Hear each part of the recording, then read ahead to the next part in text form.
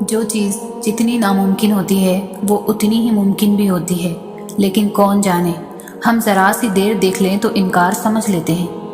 صبر اور دعا کی ضرورت ہے، پھر تم دیکھو گے اس دیر کے بعد کن فرما دیا جائے گا اور تمہاری من پسند چیز کو تمہیں عطا کر دیا جائے گا۔ اور اللہ خالی ہاتھ لوٹانے کے لیے تھوڑی نہ تمہیں اپنے در پر بلاتا ہے۔ وہ اگر تمہاری دعائیں نہیں بدل رہا تو جان لو کہ اس نے اب قبولیت کا ارادہ کر لیا ہے۔ جس پکار کو وہ خود تمہارے منہ سے سننا چاہتا ہے وہ اسے پھر رد کیسے کر سکتا ہے؟ اگر اللہ تمہارا دل نہیں بدل رہا تو یقین رکھو کہ وہ تمہارا نصیب بدلنے پر راضی ہے۔ اکثر ہمیں زندگی میں صرف ایک امید بھرے اشارے کی ضرورت ہوتی ہے۔ ہو سکتا ہے کہ یہ تمہارے لیے اشارہ ہو کہ جس چیز پر تم امید ہار چکے ہو سکتا ہے کہ اس کا ہونا اب بھی ممکن ہو، کہ جن چیزوں کا مل جانا تمہیں ناممکن لگتا ہو سکتا ہے تمہاری کوششوں سے ان کا حصول بھی ممکن ہو۔ اس لیے کبھی بھی صبر، دعا اور کوشش کا دامن ہاتھ سے نہیں چھوڑنا چاہیے۔ کیا پتہ تمہیں کب کیا مل جائے۔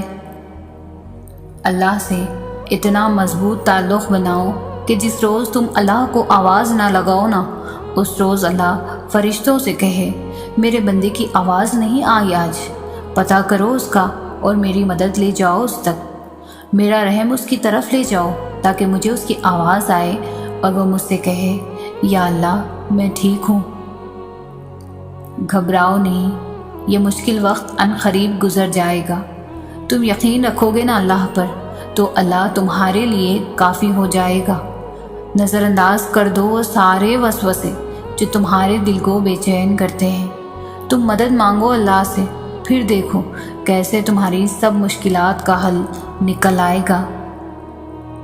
کچھ تو بات ہے جو تمہارا دل ایک ہی دعا پر رکا ہوا ہے، کچھ تو بات ہے جو تم یوں صبر کرتے جا رہے ہو، کچھ تو خاص رکھا ہے اللہ سبحانہ تعالیٰ نے جو تم تہجد کی نماز تک جا پہنچے ہو۔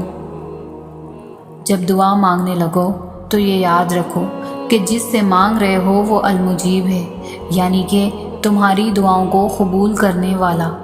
اور جب دعا مانگ چکو تو یہ یاد رکھو کہ جس سے مانگا ہے وہ القادر ہے، یعنی کہ ہر چیز پر قدرت رکھنے والا۔ اللہ نے کہا ہے کہ ہر تاخیر کے بعد خیر ہے۔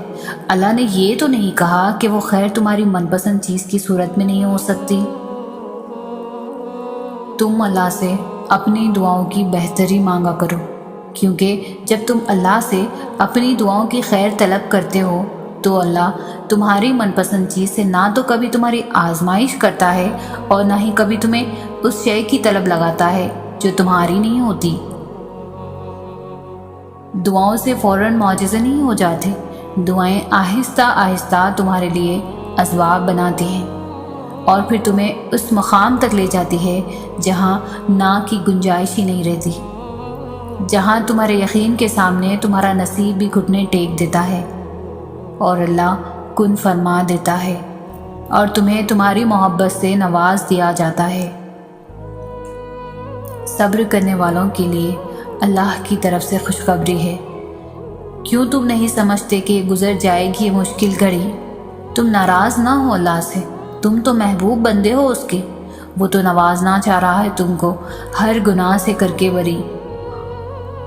جو دعائیں قبولیت میں وقت لے رہی ہیں وہ تمہارے نصیب میں لکھی جا چکی ہے۔ آج نہیں تو کل تمہیں تمہاری مانگی ہوئی چیز سے نواز دیا جائے گا۔ دیر کا مطلب یہ ہے کہ تمہارے حق میں خیر کی جا چکی ہے، کیونکہ تمہاری انہی دعاؤں سے تمہارے من پسند چیز تمہاری جھولی میں ڈال چکی ہے۔ تمہاری پسند سے اللہ تمہیں آزما رہا ہے، ہر لمحہ تمہارا اجر بڑھا رہا ہے، کچھ دیر کے لیے تمہاری نگاہوں سے دور کر کے تمہاری چاہت کو نصیب کا حصہ بنا رہا ہے۔ اللہ کو محبت ہے بہت ہی زیادہ تم سے، تبھی تو اپنے قرب سے وہ تمہیں نواز رہا ہے۔ تمہارا دل مختلف اندیشوں سے ڈرتا رہتا ہے، یہ شیطان تمہیں وسوسوں میں ڈال رہا ہے۔ توکل اللہ کی رسی کو ہمیشہ تھامے رکھنا، جلد ہی اللہ تمہاری زندگی میں بہاریں لا رہا ہے۔ جب دعا کے لیے ہاتھ اٹھاؤ تو یہ یاد رکھو کہ تم جس سے دعا مانگ رہے ہو وہ مالک کن ہے۔ جب دعا کر رہے ہو تو یہ دھیان میں رکھنا کہ وہ المجیب ہے، یعنی دعا قبول کرنے والا۔ اور جب دعا مانگ لو تو یہ یقین رکھنا کہ دعا قبول ہونے والی ہے، کیونکہ وہ القادر ہے، یعنی کہ ہر چیز پر قدرت رکھنے والا۔ تم خود سوچو کہ تمہارا صبر کیسے رائگا جا سکتا ہے، جبکہ صبر کرنے والوں سے اللہ نے اپنے ساتھ کا وعدہ کیا ہے۔ جس کے ساتھ اللہ ہو پھر اسے کس بات کا ڈر ہو سکتا ہے؟ جس کے ساتھ اللہ ہو وہ پھر کبھی بھی کمزور نہیں پڑ سکتا۔ ضرور قبول ہوں گی تمہاری دعائیں، یہ وعدہ ہے تم سے اللہ کا۔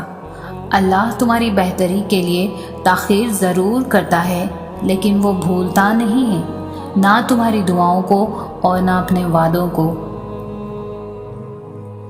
اللہ تعالیٰ سے صرف اپنی خواہشات پوری کرنے کے لیے نہ مانگا کرو، بلکہ اللہ کو اپنا دوست بننے کے لیے مانگا کرو۔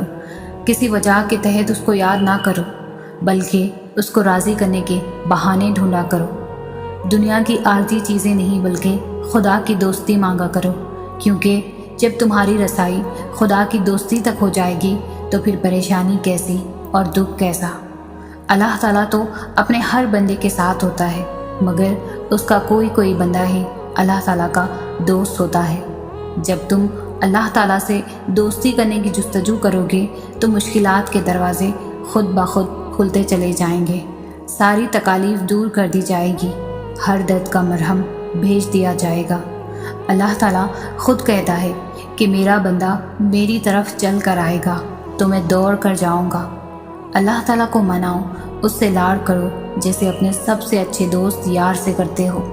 اپنی ہر چھوٹی سی چھوٹی بات بھی اللہ کو بتاؤ، چلتے پھرتے، کام کاج کرتے، اٹھتے بیٹھتے، سوتے جاگتے۔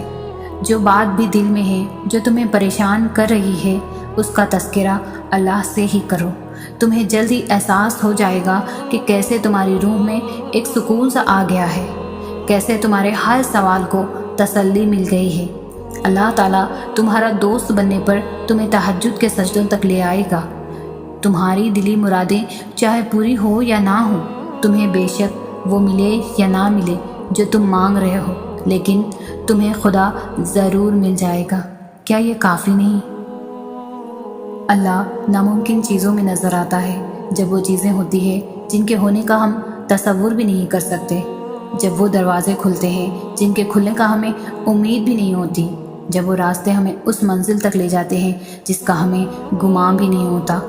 حالات کا بدلنا، دروازوں کا کھلنا، راستوں کا منزل تک لے جانا، آپ کو لگتا ہے یہ سب بلا وجہ ہو جاتا ہے؟ آپ کو لگتا ہے یہ خود ہی ہو جاتا ہے؟ وہ جو رہنما ہیں 7 آسمانوں کے پار، شاہرخ سے بھی قریب تر، یہ ساری پہلیاں اسی کی ہے۔ ان پہلیوں کا جواب وہ خود دیتا ہے اور ہر انسان کو دیتا ہے، بس ذریعے مختلف ہوتے ہیں۔ نہ ہونے کا ہونا ہی وہ تب کرتا ہے جب انسان کا یقین زمین اور آسمان سے بہت وسیع ہو جاتا ہے، پھر اس وسیع یقین میں معجزے سماتے ہیں، پھر ان معجزوں میں خدا نظر آتا ہے۔ یقین رکھو جن چیزوں کا خیال اللہ دل میں ڈالتا ہے ان کے لیے جگہ نصیب میں بھی ضرور چھپا کر رکھتا ہے، اور وہ جگہ انہی کو ملتی ہے جو دعا کرتے ہیں، اور دعا وہ کر سکتی ہے جو آپ نہیں کر سکتے۔